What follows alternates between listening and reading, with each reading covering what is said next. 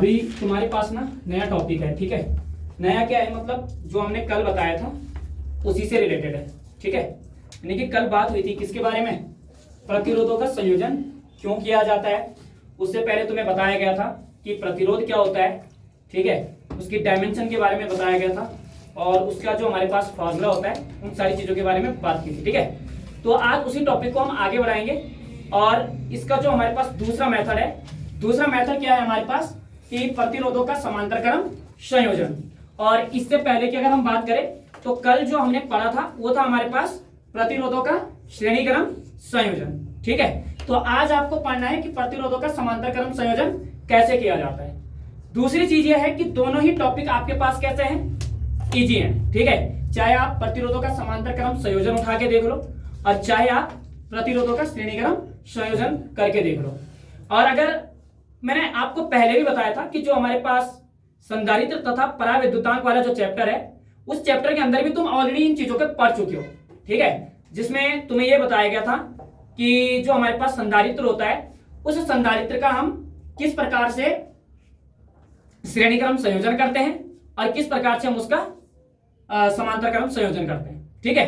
तो इसी प्रकार से तुम्हें प्रतिरोधों का भी बताना है कि प्रतिरोधों का श्रेणी क्रम संयोजन कैसे होता है और प्रतिरोधों का समांतर क्रम संयोजन कैसे होता है। जिसमें से एक चीज मैं आप लोगों को कल क्लियर करा चुका हूं कि हमारे पास जो प्रतिरोधों का श्रेणी क्रम संयोजन होता है वो क्या होता है और वो सारी चीजें क्लियर है, ठीक है। आज आपके पास एक नया टॉपिक है और इसी का हम बोल सकते हैं कि दूसरी विधि है कि प्रतिरोधों का समांतर क्रम संयोजन।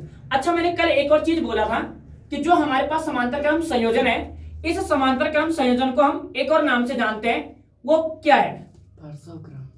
जोर से बोलो, पार्श्वक्रम, ठीक है। तो ध्यान रखना, कभी कभी हो सकता है कि जो आपके पास बोर्ड एग्जाम में क्वेश्चंस बन के आएगा वो क्वेश्चन ऐसे बन के आएगा कि प्रतिरोधों का पार्श्वक्रम संयोजन ज्ञात कीजिए और इसके लिए तुम्हें क्या निकालना है, यहाँ पर व्यंजक निकालना है, ठीक है, या फिर इसका गणितीय रूप निकालना है। बात समझ में आ रही है, ठीक है। तो आप लोगों को सबसे पहले यही चीजें समझनी है, बिल्कुल उसी प्रकार से है जिस प्रकार से आप लोगों के पास इससे पहले संधारित्र वाला आप लोग कर चुके हो। चाहे आप संधारित्र का श्रेणी क्रम संयोजन कर चुके हो, चाहे आप संधारित्र का क्या समांतर क्रम संयोजन कर चुके हो, बिल्कुल वैसी है।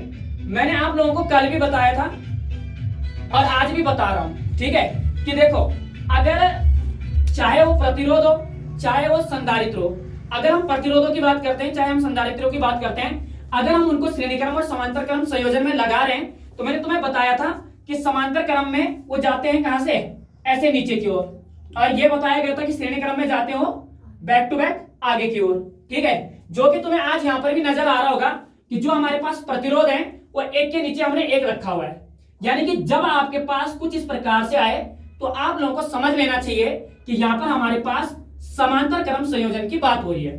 दूसरी चीज अभी बताया मैंने कि हो सकता है कि आप लोगों के पास समांतर क्रम ना पूछकर आप लोगों को पार्श्व क्रम संयोजन पूछ लिया जाए, तो ध्यान रखना कि समांतर क्रम संयोजन को ही हम क्या कहते हैं, पार्श्व क्रम संयोजन कहते हैं, ठीक है। तो बिल्कुल भी कंफ्यूज नहीं होना है। जहां पे जिसको नहीं आता है आप लोग एक नहीं कई बार मेरे को पूछ सकते हो, ठीक है। जहां पे तुम्हें डाउट लगता है तो अपनी जगह पे उठ के और फिर मेरे से यहाँ पे क्वेश्चन कर सकते हो। बात समझ में आ रही है, ठीक है। तो फिलहाल मैं यहाँ पर टॉपिक को स्टार्ट कर रहा हूं। जैसे कि तुम्हें यहाँ पे दिख रहा होगा ये हमारे पास डायग्राम है यहाँ पे इसका, ठीक है, और फिर हमारे पास ये इसकी डेरिवेशन है यहाँ पे और थोड़ा सा हमारे पास यहाँ पर इसकी क्या है, ये न्यूमेरिकल है, ठीक है। तो सबसे पहले हम यहाँ पर बात करेंगे डायग्राम के बारे में, ठीक है। पहले से ही बोलता हुआ आ रहा हूँ और अभी भी बोला जा रहा हूँ कि देखो डायग्राम हमारे लिए क्या होता है, यहाँ पे मायने रखता है, ठीक है। अगर आप लोगों को डायग्राम क्लियरली आ जाता है तो आप डेरिवेशंस को बना सकते हो, ठीक है। तो इसको रटने की जरूरत नहीं है, इसको रटने की आवश्यकता नहीं है, बस शर्त यह है कि आप लोगों को कॉन्सेप्ट क्लियर होने चाहिए डायग्राम के। आपको पता होना चाहिए कि डायग्राम कैसे कैसे इसमें बनाया जाता है, जो इसमें R1 है, R2 है, R3 है, ये क्या चीजें होती हैं हमारे पास, ये I1 है, ये I2 है, ये हमारे पास I3 है, ये क्या क्या चीजें हैं, या जो हमने यहाँ पर इसको ऐड कर रखा है या जोड़ रखा है, ये हमारे पास क्या चीज है, यहाँ पर हमने ये लगा रखा है, ये हमारे पास कोई बैटरी है। तो मतलब इन चीजों के बारे में जब तुम्हें ओवरऑल सारी चीजों के बारे में पता होगा तो आप लोग इस डेरिवेशंस को आराम से क्लियर कर सकते हो, ठीक है। बस शर्त यह है कि तुम्हें डायग्राम आना चाहिए। जिस स्टूडेंट को डायग्राम सही तरीके से आ गया वो डेरिवेशन बना देगा, ठीक है। तो मैं इसीलिए तुम्हें पहले से भी बोलता हुआ आ रहा हूं कि अगर तुम्हें फिजिक्स के अंदर एक छोटी सी भी क्या करनी है, डेरिवेशन बनानी है, तो उस छोटी सी डेरिवेशन को बनाने के लिए आपके पास डायग्राम का होना जरूरी है। आप उसको डायग्राम बेसिस पे सीखो, ठीक है। डायग्राम बेसिस पे सीखोगे तो क्लियर होगा, और अगर देखो डायग्राम बेसिस पे नहीं सीखते हो तो इसको रटने का कोई सवाल ही नहीं होता, ठीक है। और ना ही तुम्हें फिर ये समझ में आने वाले। बात समझ में आ रही है, ठीक है। अब यहाँ पर हम स्टार्ट करते हैं इसको, ठीक है। तो थोड़ा सा मैं एक बार यहाँ पर आप लोगों को डायग्राम के बारे में बता देता हूँ कि क्या क्या चीजें हमारे पास है, ठीक है। तो टॉपिक है, एक बार फिर से रिपीट कर रहा हूँ कि प्रतिरोधों का समांतर क्रम संयोजन। और प्रतिरोधों का अगर हमें समांतर क्रम संयोजन करना है तो हम जो हमारे पास प्रतिरोध होते हैं उन प्रतिरोधों को हम क्या करते हैं, एक के नीचे एक लगा देते हैं। फिर मैंने तुम्हें एक और चीज कल बताई थी कि जो हमारे पास प्रतिरोध होते हैं, जरूरी नहीं है कि जब हम उनका संयोजन कर रहे हैं तो हमें 3 ही ऐड करने हैं, ठीक है। संयोजन में बहुत सारे आ सकते हैं, 4 भी आ सकते हैं यहाँ पे प्रतिरोध, 5 भी आ सकते हैं, 6 भी आ सकते हैं और 7 भी आ सकते हैं। जितने तुम्हें आवश्यकता होगी तुम अपने आवश्यकता के अनुसार क्या कर सकते हो, यहाँ पे प्रतिरोधों को ऐड कर सकते हो, ठीक है। अब यहाँ पे देखो बैक टू बैक हमने नीचे की तरफ 3 प्रतिरोध लगा रखे हैं। पहला प्रतिरोध हमारे पास यहाँ पे R1 है, दूसरा प्रतिरोध हमारे पास R2 है और तीसरा प्रतिरोध हमारे पास R3 है। अगर मैं यहीं पर बात करूं किस चीज की, मैंने आपको पहले भी बताया था कि अगर हम श्रेणी क्रम में बात करते हैं, ठीक है, तो श्रेणी क्रम में हमारे पास जो प्रतिरोध लगते हैं कुछ इस प्रकार से लगते हैं। ये पहला प्रतिरोध, ये हमारे पास दूसरा प्रतिरोध, ये हमारे पास तीसरा प्रतिरोध। ये श्रेणी क्रम का डायग्राम है। बात समझ में आ रही है, ठीक है। तो ध्यान रखना इस चीज का कि ये हमारे पास श्रेणी क्रम का है और जिसको आज हम पढ़ रहे हो समांतर क्रम में, ठीक है। तो यहाँ पे R1 हमारे पास पहला प्रतिरोध है, R2 हमारे पास दूसरा प्रतिरोध है और R3 हमारे पास यहाँ पर क्या है, तीसरा प्रतिरोध है। फाइनली हमने क्या कर रखा है, आपको पता है कि मान लो कि हमारे पास कोई एक प्रतिरोध है, ठीक है। अब कोई एक प्रतिरोध है तो इस प्रतिरोध में कितने सिरे होते हैं, हमारे पास 2 सिरे होते हैं। पहला सिरा ये होता है और दूसरा सिरा ये होता है। इन्हीं को हम एक दूसरे से क्या करते हैं, यहाँ पर कनेक्ट करते हैं, ठीक है। तो वही चीजें हैं, यहाँ पर भी देख लो, ठीक है। अगर हम यहाँ पर इसकी बात करें तो ये हमारे पास R1 पहला प्रतिरोध, R2 दूसरा प्रतिरोध और R3 तीसरा प्रतिरोध। अगर मैं ये बोलूं कि R1 के लिए जो हमारे पास धारा है वो I1 है और R2 के लिए हमारे पास जो विद्युत धारा है वो I2 है, और जबकि R3 के लिए हमारे पास जो विद्युत धारा है वो क्या है, यहाँ पे I3 है। अब देखो मेरे को एक चीज बताओ, चलो ये चीज हमें समझ में आती है। मैंने तुम्हें, चलो एक बार मैं तुम्हें यहाँ पे श्रेणी क्रम का भी डायग्राम बना के दिखा देता हूँ, ठीक है। कुछ इस प्रकार से हमने बनाया था। तो ये पहला प्रतिरोध, ये हमारे पास यहाँ पे दूसरा प्रतिरोध और ये हमारे पास यहाँ पे तीसरा प्रतिरोध। फिर हमने क्या किया था, इसको एक किसी बैटरी की मदद से इस प्रकार से कनेक्ट कर दिया था। यहाँ पर एक कुंजी लगा रखी थी, ठीक है, और कुंजी को हम रिप्रेजेंट करते हैं किससे, K से। इधर यहाँ पर हमारे पास धन टर्मिनल था, इधर हमारे पास क्या था, यहाँ पे ऋण टर्मिनल, ठीक है। और ये हमारे पास यहाँ पे R1, ये हमारे पास R2 और ये हमारे पास यहाँ पे R3। अच्छा देखो दोनों में डिफरेंस क्या है, दोनों में क्या डिफरेंस है, इस चीज को गौर करना है, ठीक है। देखो R1 के लिए जब हम इसमें विद्युत धारा का प्रवाहित कर रहे थे या विद्युत धारा को इसमें प्रवाहित कर रहे थे, तो विद्युत धारा का प्रवाहित होने से इसके अंदर क्या हो रहा था, विभवांतर उत्पन्न हो रहा था। तो हमें पता है कि R1 के लिए जो विभवांतर उत्पन्न हुआ था वो V1 हुआ था, R2 के लिए हमारे पास जो विभवांतर उत्पन्न हुआ था वो V2 हुआ था, और R3 के लिए हमारे पास जो विभवांतर उत्पन्न हुआ था वो V3 हुआ था। और एक चीज और यहाँ, एक और चीज यहाँ पर मैंने बताई थी आप लोगों को कि हमारे पास यहाँ पे जो धारा थी, धारा पहले प्रतिरोध के लिए भी समान थी, दूसरे प्रतिरोध के लिए भी समान थी और तीसरे प्रतिरोध के लिए भी क्या थी, समान थी। यानी कि तीनों प्रतिरोधों के लिए जो हमारे पास यहाँ पर धारा थी वो समान थी। लेकिन इस डायग्राम के अंदर देखो, इस डायग्राम में क्या हो गया कि तीनों प्रतिरोधों के लिए जो हमारे पास यहाँ पर धारा है वो धारा क्या है, यहाँ पर अलग अलग है।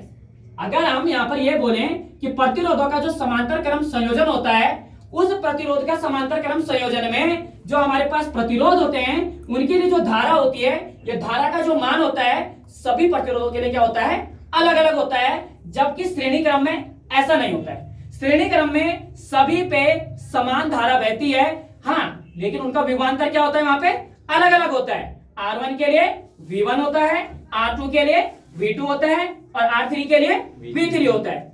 अगर मैं यही चीजें यहां पे बोलूं, ठीक है, तो यहां पर अगर इनकी विभवांतर की बात करें, जैसे हम इसको बैटरी या किसी सेल की मदद से इसको कनेक्ट करते हैं, तो बैटरी और सेल की मदद से कनेक्ट करने पर इसमें विद्युत धारा का प्रवाह होता है।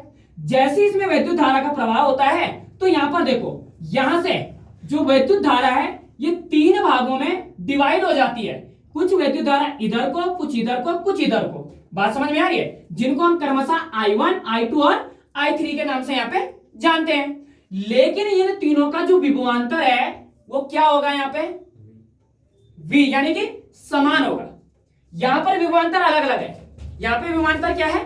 अलग अलग है। लेकिन अगर यहां की विभवांतर की अगर हम बात करें, तो यहां पर जो हमारे पास विभवांतर है वो सभी के लिए समान है। ये डिफरेंस दोनों के अंदर देखने को मिलेगा। ठीक है, एक बार फिर से मैं रिपीट कर रहा हूं, ये हमारे पास श्रेणी क्रम का क्या है? डायग्राम है। इसमें मैंने तुम्हें बता रखा था कि श्रेणी क्रम में हमने 3 प्रतिरोधों को लगा रखा है, बैटरी को कनेक्ट किया, विद्युत धारा इसमें प्रवाहित हो गई। विद्युत धारा प्रवाहित हुई तो R1, R2 और R3 तीनों प्रतिरोधों में सेम धारा, एक जैसी धारा इसमें क्या होने लगी? यहां पर प्रवाहित होने लगी। लेकिन तीनों का जो प्रतिरोध है, यहाँ पे तीनों का प्रतिरोध V1 होगा, R2 का V2 होगा और R3 का V3 होगा। लेकिन इस बात का ध्यान रखना है तुम्हें बहुत अच्छे से कि प्रतिरोधों का जो समांतर क्रम संयोजन होता है, उस संयोजन के अंतर्गत ऐसा नहीं होता है। ठीक है, इसमें हमारे पास तीनों प्रतिरोधों के लिए धारा की वैल्यू या धारा का मान अलग अलग होगा, जबकि जो हमारे पास उत्पन्न विभवांतर होगा इसके अंदर वो R1, R2 और R3 के लिए क्या होगा? यहाँ पर इक्वल होगा, समान होगा। क्लियर हो रही बात? ठीक है, आगे देखो आपको क्या करना है। अब यहाँ पर ये E जो है हमारे पास, ये एक सेल लगा रखा है हमने, या आप इसको एक कोई बैटरी बता सकते हो। ठीक है, तो सेल को हम रिप्रेजेंट करते हैं यहाँ पे E से। तो यहाँ पर कंफ्यूज मत हो जाना कि E हमारे पास यहाँ पर विद्युत क्षेत्र की तीव्रता आ गई।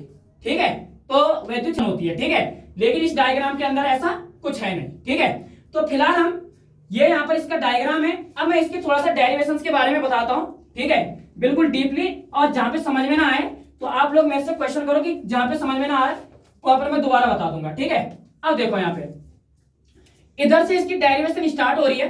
मैं साथ में डायग्राम को भी बनाते लेके चलूंगा, हालांकि ऑलरेडी यहाँ पर बना चुके हैं, लेकिन यहाँ पर भी बना देंगे एक बार। ठीक है, अब यहाँ पे देखो क्या है हमारे पास। माना R1, R2 व R3 तीन प्रतिरोध है। ठीक है, तुम्हें दिख भी रहे होंगे, ये R1, ये R2 और ये R3। कितने प्रतिरोध है हमारे पास? 3 प्रतिरोध हैं। इनको तुम कुछ इस प्रकार से यहाँ पे बना सकते हो। ठीक है, ये हमारे पास यहाँ पर पहला प्रतिरोध, यहां से आप इस प्रकार से यहाँ पे दूसरा प्रतिरोध, और इस प्रकार से आप यहाँ पे तीसरा प्रतिरोध लगा सकते हो। ठीक है, और किस क्रम में लगा रखे हमने इनको? समांतर क्रम में लगा रखा है। ठीक है, पहला प्रतिरोध R1, दूसरा प्रतिरोध R2, तीसरा प्रतिरोध R3, जो कि तुम्हें यहाँ पर डायग्राम में भी नजर आ रहा होगा। आगे क्या कह रहा है कि जिन्हें बिंदु A और B के मध्य समांतर क्रम में क्या किया गया है? जोड़ा गया है। अब देखो यहाँ पे कुछ आपको यहाँ पर इस प्रकार से, इस डायग्राम को इस प्रकार से बनाना है यहाँ पे। ठीक है, अब इसको जब ऐसा बना दोगे तो यहां से देखो, इस पूरे परिपथ को यहां पर किसी बैटरी से क्या कर देना है? इस प्रकार से कनेक्ट कर देना है। यहां पर हमारे पास ये कुंजी है, और इस प्रकार से इस डायग्राम को हम यहाँ पे कंप्लीट कर देंगे। ठीक है, अब थोड़ा यहां से समझना। देखो A और इस वाले पॉइंट को हम मानेंगे यहाँ पे B। तो क्या कह रहा है कि जिन्हें बिंदु A और B के मध्य समांतर क्रम में क्या किया गया है? जोड़ा गया है। यानी कि देखो, ये रहा बिंदु A, ये रहा बिंदु B, और इनको किस क्रम में जोड़ा गया है? यहाँ पे समांतर क्रम में जोड़ा गया है। देखो A और B के बीच में तो है ये तीनों प्रतिरोध, तो इन तीनों प्रतिरोधों को हमने यहाँ पे A और B के मध्य समांतर क्रम में क्या कर रखा है? यहाँ पे जोड़ रखा है। जरूरी नहीं है कि आप लोगों को ये भी लिखना है, आप इतना भी लिख सकते हो कि माना कि हमारे पास R1, R2, R3 हमारे पास क्या है? यहाँ पे 3 प्रतिरोध है, और इन 3 प्रतिरोध को हमने किस क्रम में लगा रखा है? यहाँ पे समांतर क्रम में लगा रखा है। ठीक है, अब आगे देखो क्या कह रहा है। इस संयोजन के अनुसार, मीन्स कि यहाँ पे बात कर रहा है समांतर क्रम संयोजन की, कि समांतर क्रम संयोजन के अनुसार इन प्रतिरोधों के प्रत्येक पहले सिरों को किसी एक बिंदु से तथा प्रत्येक प्रतिरोध के दूसरे सिरे को किसी दूसरे बिंदु से क्या किया जाता है? यहाँ पर संयोजित किया जाता है। संयोजित का मतलब होता है जोड़ना। अब मैं तुम्हें समझाता हूं। यहाँ पे देखो कुछ इस प्रकार से। देखो मैंने तुम्हें बताया था कि एक प्रतिरोध के अंदर कितने सिरे होते हैं, 2 सिरे होते हैं। अब यहां पर देखो, इसका जो पहला सिरा है, यहां पर मान लो R1 है, ये हमारे पास पहला प्रतिरोध है, और इसका ये पहला सिरा है। ये हमारे पास R2 है, ये हमारे पास दूसरा प्रतिरोध है, ये इसका यहाँ पे पहला सिरा है।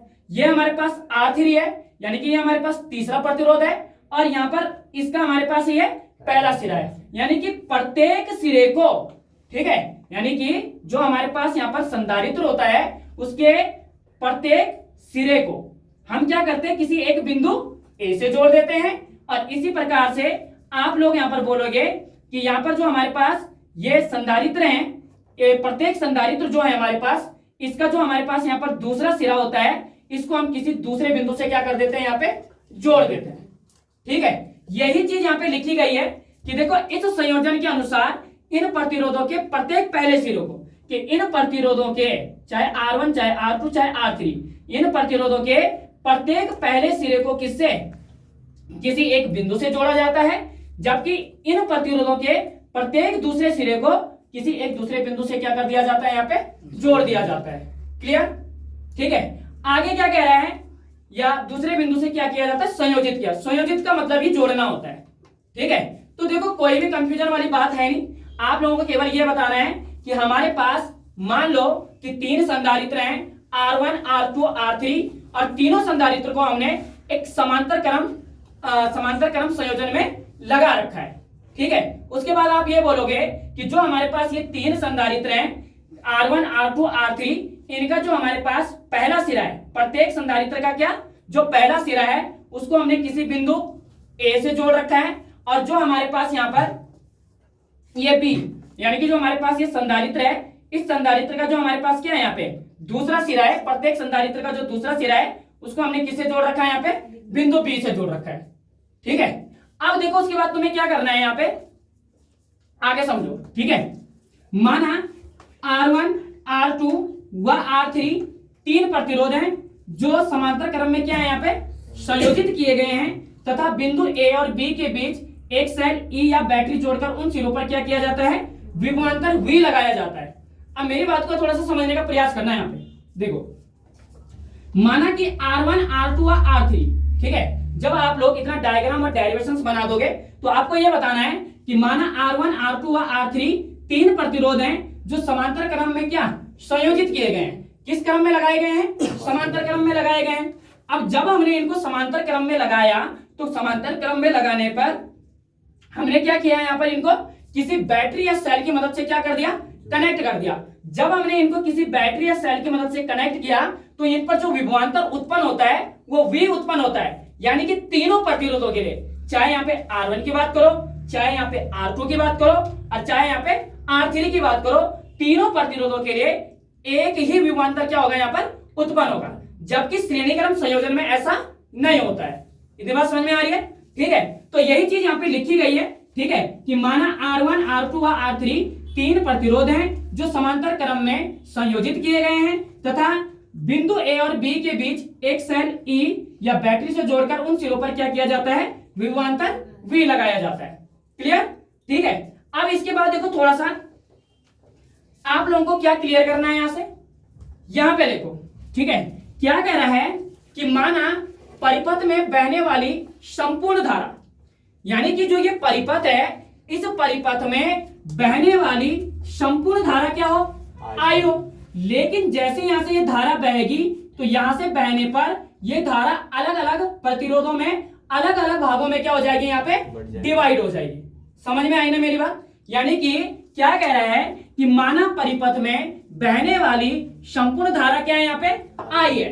कि देखो पूरी धारा इसमें बहने वाली क्या है, I है, तथा R1 R2 व R3 में जो बहने वाली धाराएं हैं वो क्रमशः हमें पता है कि देखो, अगर हम यहाँ पे R1 की बात करें तो R1 में कौन सी धारा बह रही है, I1 बह रही है।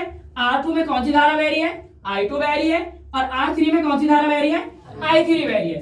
तो आपको क्या बताना है यहाँ पे, तब आपको यह बताना है कि कुल धारा कितनी है इस पे।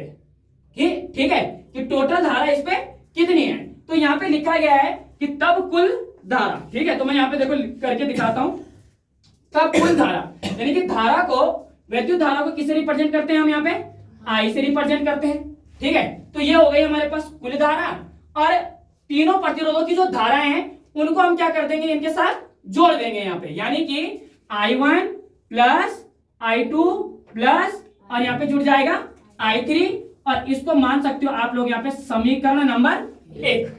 ठीक है, अब यहाँ पे देखो एक लाइन और लिखी हुई है, इस लाइन पे थोड़ा सा गौर करोगे, चूंकि प्रत्येक प्रतिरोध के शिरों के बीच का जो विभवांतर है वो V है, लेकिन जो विभवांतर है वो कैसा है, यहाँ पे समान है, चाहे हम इस वाले प्रतिरोध की बात करें, चाहे हम इस वाले प्रतिरोध की बात करें, और चाहे हम इस वाले प्रतिरोध की बात करें, तो तीनों प्रतिरोधों के लिए जो विभवांतर है हमारे पास वो क्या है, यहाँ पे समान है। और वही चीज यहाँ पे लिखा गया है, चूंकि प्रत्येक प्रतिरोधों के सिरों के बीच का विभवांतर क्या है, यहाँ पे V समान है, तब ओम के नियमानुसार, तो मैंने तुम्हें बता रखा है, ठीक है, बाकी अगर आपको डिटेल में देखना है तो आप इधर से देख सकते हो, ठीक है। तब ओम के नियमानुसार, तो ओम का नियम हमारे पास क्या होता है, V is equal to I upon R होता है, ये हमारे पास ओम का नियम होता है। अब हमें यहाँ से क्या करना है, R की वैल्यू निकालनी है, यहाँ से किसकी वैल्यू निकालनी है, R की वैल्यू हमने यहाँ से निकालनी है। तो जब हम यहाँ से R की वैल्यू निकालेंगे तो ये I जो है इसको हम V के क्या कर देंगे, यहाँ पे अपॉन में भेज देंगे, यानी कि इसको इसके बटे में यहाँ पे भेज देंगे, तो यह आएगा V upon R equals to आ जाएगा यहाँ पे I, या फिर इसको ऐसा करो, या फिर इसको आप सीधा भी करके लिख सकते हो, I is equal to V upon R, ठीक है, जो कि आपको यहाँ पे दिख रहा होगा। ठीक है, अब तुम्हें यहाँ पे क्या करना है कि जो ये I1 है इसकी वैल्यू निकालनी है, I2 की वैल्यू निकालनी है, और आपको किस चीज की वैल्यू निकालनी है, यहाँ पे I3 की वैल्यू निकालनी है। तो यहाँ पे देखो, पहले इसके लिए निकालनी है, यानी कि I1 के लिए निकालना है, तो यहाँ पे देखो फॉर्मूला यही रहेगा, फॉर्मूला यही रहेगा, यह आएगा I1 इक्वल्स टू आ जाएगा V अपॉन, और यहाँ पर प्रतिरोध कौन सा आएगा, पहला, क्योंकि पहले प्रतिरोध पे हमारे पास जो वैद्युत धारा है वो I1 बह रही है। ठीक है, दूसरी चीज यहाँ पे हमारे पास कितना है, यहाँ पे I2 है, ये हमारे पास V, और यहाँ पे जो हमारे पास प्रतिरोध आएगा वो कितना आ जाएगा, यहाँ पे R2 आ जाएगा। ऐसे हम यहाँ पर करेंगे, ये हमारे पास I3 है, और यहाँ पर ये V, और अपॉन में यहाँ पर जो प्रतिरोध आएगा वो कौन सा आ जाएगा, यहाँ पे R3 आ जाएगा। ठीक है, और यही चीज आप यहाँ पर भी देख सकते हो कि I1 is equal to V upon R1, comma I2 is equal to V upon R2, और I3 is equal to V upon R3। अब तुम्हें क्या करना है कि जो ये वैल्यूज हैं, जो आपने I1 की वैल्यू निकाली है, जो आपने I2 की वैल्यू निकाली है, और जो आपने I3 की वैल्यू निकाली है, इस वैल्यू को आप लोगों को पुट करना है समीकरण नंबर 1 में। ठीक है, ये सारी वैल्यू कहाँ रखनी है तुम्हें, समीकरण नंबर 1 में, और समीकरण नंबर 1 क्या है हमारे पास, I is equal to I1 plus I2 plus I3, तो ये आ जाएगा I इक्वल्स I1 की वैल्यू हमारे पास कितनी है, V upon R1 plus V upon R2 plus V upon R3 आ जाएगा, यहाँ पे समझ में आई बात। अब तुम्हें यहां से क्या करना है, I इक्वल्स टू V इधर भी है, V इधर भी है, और V इधर भी है, तो इनको हम निकाल देंगे कॉमन। जैसे हम इनको कॉमन निकालेंगे तो ये V निकल गया कॉमन, अंदर बच गया 1 अपॉन R1, इसके प्लेस पे कितना माना जाएगा, यहाँ पे 1, क्यों, क्योंकि ये V और ये V और ये V तीनों क्या निकल चुके हैं, यहाँ पे कॉमन निकल चुके हैं, तो यहाँ पर 1 माना जाता है। ठीक है, तो 1 upon R1 plus 1 upon R2 plus 1 upon R3, देखो इस प्रकार से। ठीक है, अब यहाँ पर फिर से तुम्हें एक लाइन पे गौर करना होगा। ठीक है, वो लाइन क्या है, चूंकि R समांतर क्रम संयोजन का क्या होता है, तुल्य प्रतिरोध होता है। देखो R जो है वो समांतर क्रम संयोजन का क्या होता है, यहाँ पर तुल्य प्रतिरोध होता है। तब हमारे पास क्या हो जाता है, यहाँ पर कि जो हमारे पास I होता है वो फिर से क्या हो जाता है, V अपॉन R हो जाता है। यानी कि जो ये I की वैल्यू है, अब इसको हम यहाँ पुट करेंगे, इस I की वैल्यू को हम इसकी जगह पे पुट करेंगे, यानी कि इसको मान लो यहाँ पे समीकरण नंबर 2, इसको मान लो यहाँ पे समीकरण नंबर 2। तो ये जो I है हमारे पास, इसकी वैल्यू हमें कितनी रखनी है, यहाँ पे अब V अपॉन R रखनी है। क्यों रखनी है, क्योंकि R समांतर क्रम संयोजन का क्या होता है, यहाँ पर तुल्य प्रतिरोध होता है। तो आपको यहाँ पर V की वैल्यू I की वैल्यू यहाँ पे V अपॉन R रखनी है। बात समझ में आ रही है। तो जब आप यहाँ पर इसकी वैल्यू पुट करोगे तो यहाँ पे लिखना समीकरण नंबर 1 से, तो समीकरण नंबर 1 हमारे पास ये रही यहाँ पे, और यहाँ पे ये I है, I की वैल्यू कितनी रखनी है, यहाँ पर V upon R equals to आएगा हमारे पास V 1 upon R1, 1 upon R2, 1 upon R3। इतना समझ में आया? अब यहां से देखो V से V क्या हो जाएगा? कैंसिल आउट हो जाएगा। तो हमारे पास कितना बचेगा यहां से? 1 upon R, 1 upon R equals to 1 upon R1 plus का 1 अपॉन R2, 1 अपॉन R3। देखो इतना बच गया हमारे पास यहाँ पे। और यही हमारे पास हम बोल सकते हैं कि जब हम प्रतिरोधों का समांतर क्रम संयोजन कर रहे हैं तो वहां पर हमारे पास उसके लिए जो व्यंजक निकलेगा वो निकलेगा 1 upon R is equal to 1 upon R1 plus का 1 अपॉन R2 प्लस का 1 अपॉन R3। ठीक है, इस चीज को अगर तुम्हें डिटेल में देखना है तो इधर देखो सारा कुछ कर रखा है और यहाँ पर उसका रीजन भी बता रखा है। चूंकि R समांतर क्रम संयोजन का क्या है यहाँ पर तुल्य प्रतिरोध है, इसलिए I is equal to V upon R। फिर समीकरण नंबर 2 से यहाँ पर समीकरण नंबर 2 में I की वैल्यू V अपॉन R रख दी, V से V कैंसिल हो गया तो 1 upon R is equal to 1 upon R1 plus का 1 अपॉन R2 प्लस का 1 अपॉन R3। ये हमारे पास निकल जाएगा समांतर क्रम संयोजन। ठीक है, यानी कि उसके लिए व्यंजक। लास्ट में आपको एक लाइन और लिखनी है। ठीक है, यहाँ से आपको एक प्लस पॉइंट हो सकता है आपका कि प्रतिरोधों के समांतर क्रम संयोजन में तुल्य प्रतिरोध का जो व्युत्क्रम है वो प्रत्येक प्रतिरोध के व्युत्क्रम के योगफल के क्या है यहाँ पे बराबर है। देखो ये 1 अपॉन जो R है ये हमारे पास तुल्य प्रतिरोध है। ठीक है, ये हमारे पास क्या है यहाँ पर तुल्य प्रतिरोध है, लेकिन ये तुल्य प्रतिरोधों का व्युत्क्रम है। ये तुल्य प्रतिरोधों का क्या है व्युत्क्रम है। और जो हमारे पास प्रत्येक प्रतिरोध है R1, R2 और R3 उन सभी के व्युत्क्रम के योगफल के क्या होता है ये बराबर होता है। और यही हमारे पास प्रतिरोधों का समांतर क्रम संयोजन कहलाता है। समझ में आई बात? ठीक है, बाकी इसके बाद जो नेक्स्ट टॉपिक होगा उसको हम कल लेके आएंगे।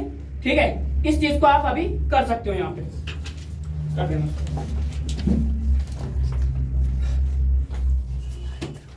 पानी पिया।